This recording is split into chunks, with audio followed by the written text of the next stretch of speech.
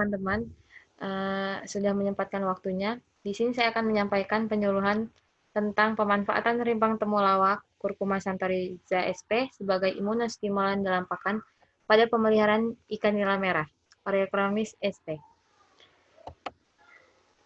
Baik, di sini ada latar belakang mengapa saya mengambil penyuluhan ini. Produksi ikan nila sendiri mengalami kenaikan dari tahun ke tahun. Produksi tahun 2016 sebesar 1.114,156 ton. Sedangkan tahun 2017 meningkat menjadi 1.265.201 ton. Produksi hingga triwulan 3 tahun 2018 tercatat 579,688 ton menurut KKP 2019.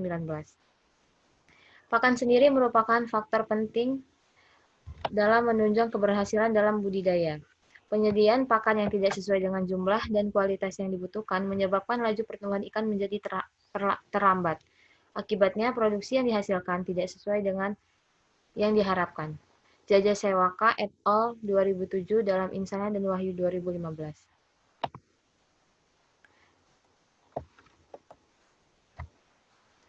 Baik, di sini ada latar belakang perihal rimpang temulawaknya, yaitu salah satu bahan imunostimulan. Rimpang temulawak sendiri mengandung zat berwarna kuning kurkumin, serat, pati, kalium oksalat, minyak atsiri, dan flavonoida. Zat-zat ini berfungsi sebagai antimikroba atau antibakteri, meningkatkan daya tahan tubuh dan meningkatkan nafsu makan ikan. Mutrikah et al. 2018.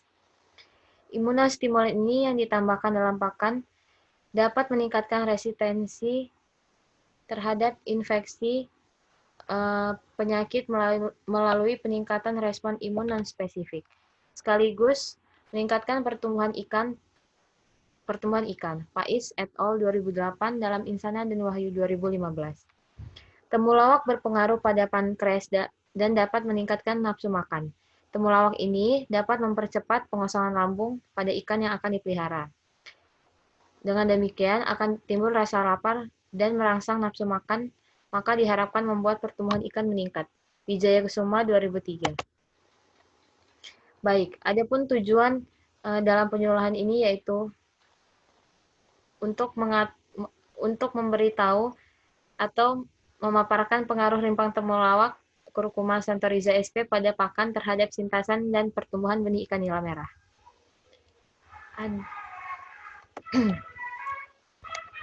Kerangka pemikiran. Kebutuhan produksi meningkat, kemudian masih kurangnya benih yang berkualitas,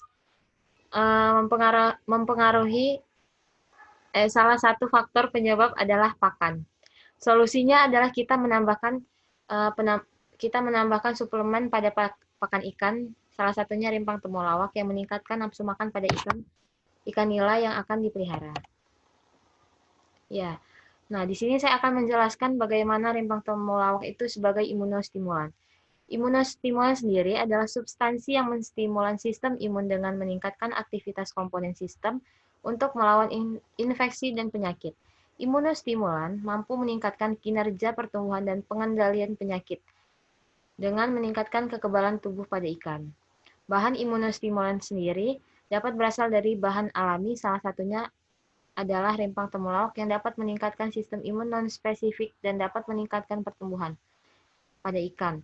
Pais et al. 2008 dalam Insana dan Wahyu 2015. Nah, rimpang temulawak sendiri mengandung zat-zat seperti yang sudah saya jelaskan di awal tadi. Dan dia ini sebagai antimikroba, antibakteri, mencegah pengumpalan darah, anti peradangan, melancarkan metabolisme dan fungsi organ tubuh. Menurut Ditjen POM 2000 dalam Insana dan Wahyu 2015. Baik. Contoh proyek mandiri yang telah saya lakukan pada bulan Oktober sampai Desember 2020 ini. Proyek mandiri yang saya lakukan itu selama 40 hari yang bertempat di Lab Perikanan Politeknik Negeri Lampung.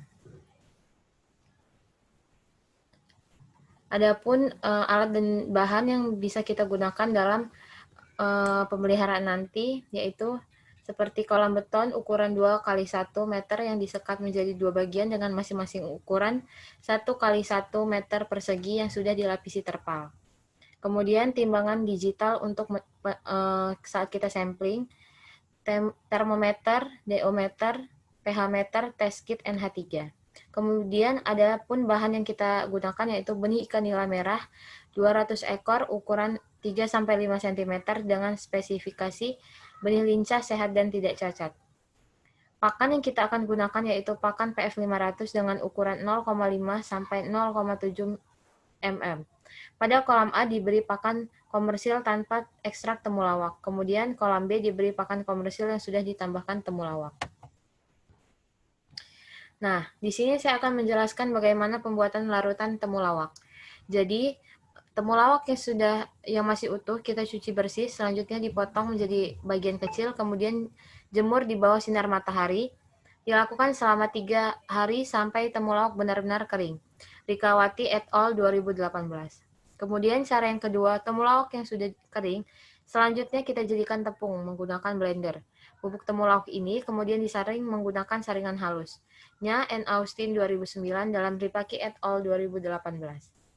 Kemudian temulawak yang sudah menjadi tepung ditimbang dengan dosis 9 gram.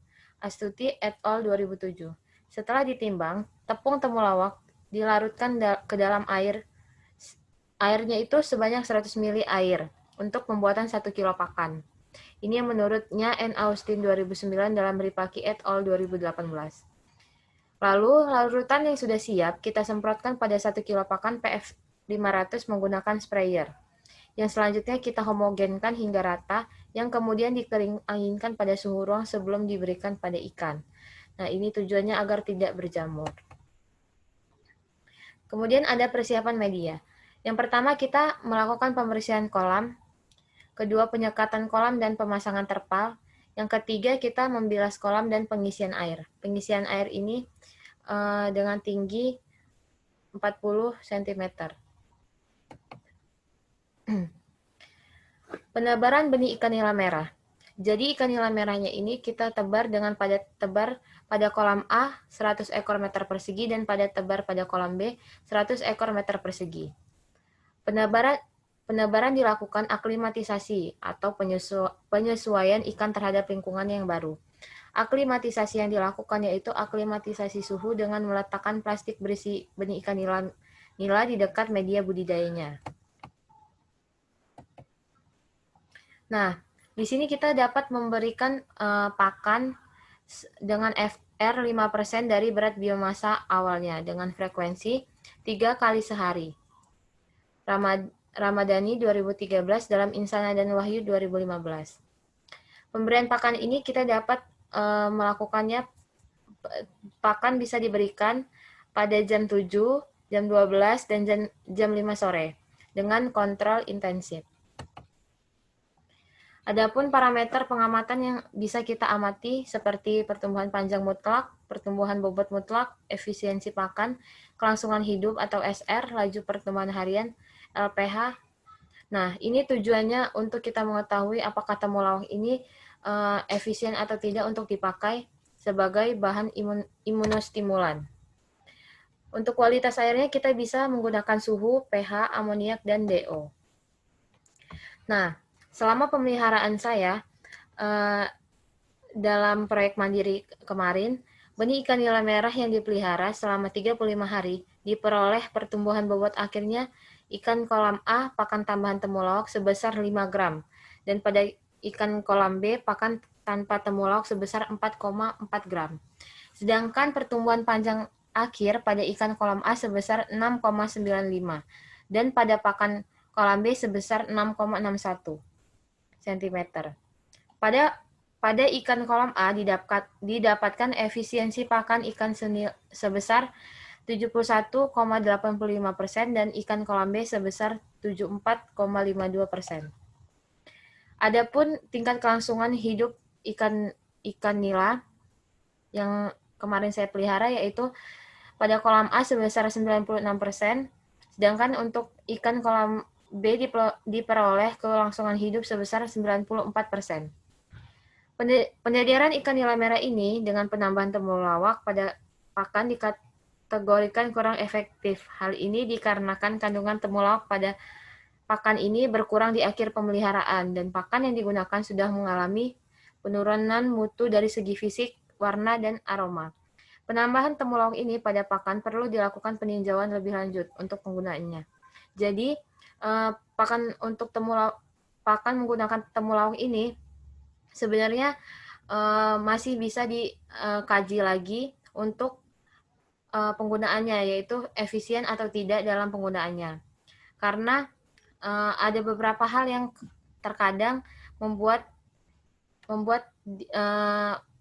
kualitasnya itu jadi tidak baik gitu.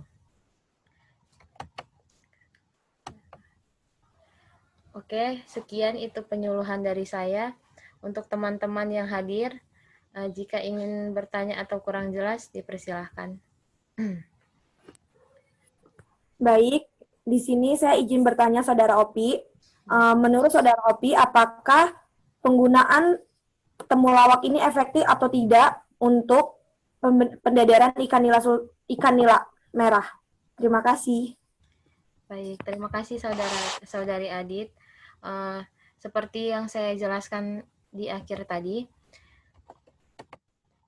bentar. Jadi gini, saya izin menjawab ya.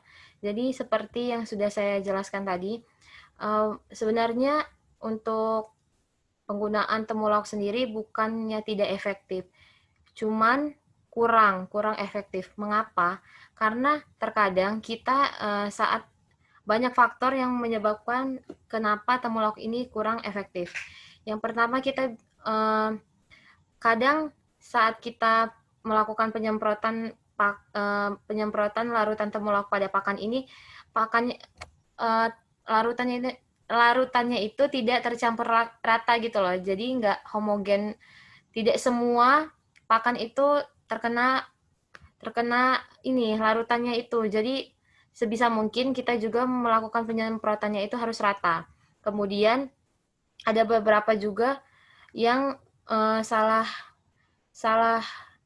melakukan, yaitu seperti kita melakukan penyemprotan temulawak ini sebisa mungkin minimal setiap 2 minggu sekali. Jadi pakan yang kita berikan itu jangan langsung disemprotkan untuk periode 1 bulan gitu. Karena itu bisa menyebabkan pakan itu kandungan temulawak itu tidak lisis atau berkurang. Selain itu, penggunaan bahan perekat juga sangat penting dalam penyemprotan pakan temulawak pada pakan ini, karena perekat itu untuk menempelkan larutan temulawak itu agar lebih lama gitu. Jadi bukannya tidak efektif, hanya kurang.